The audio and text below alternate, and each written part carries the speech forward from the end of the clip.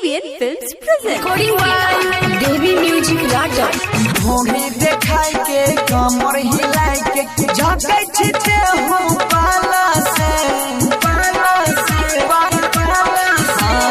भोगी देखाई के कमर हिलाई के झकै छिटे हो पाला से नाचे के ज्यादा शौक छौ छौरी आ चले शादी चले डीजे वाला से नाचे के ज्यादा शौक छौ छौरी आ चले शादी चले डीजे वाला से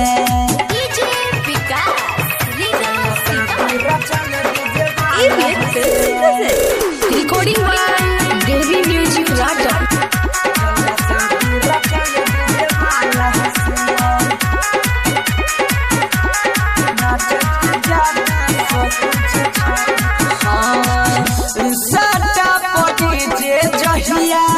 तोरा गाँव में आईता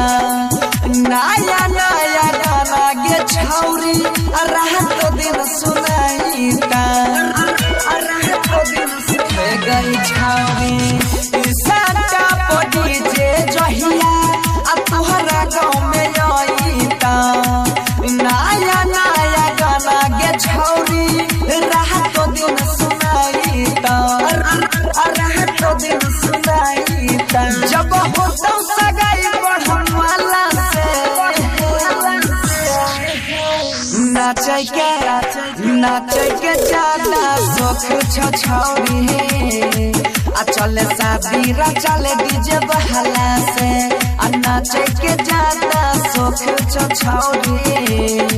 आ चले शादी चले डीजे वाला से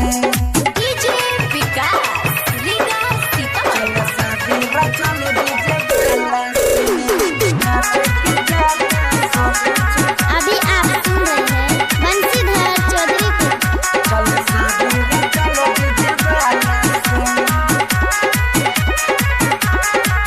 कौन डीजे वाला छोरा पढ़लौ पसंद गे 4 दिन से देखै छियौ लागै नै छौ मन गे लागै नै छौ ई राइटर धरम तोरा पढ़लौ पसंद गे 4 दिन से देखै छियौ लागै नै छौ मन गे लागै नै छौ मन गे अब छपै में नीरज के पहला से नाचे के ज्यादा शौक छौ छौरी आ चले शादी चले डीजे वाला से नाचे के ज्यादा शौक छौ छौरी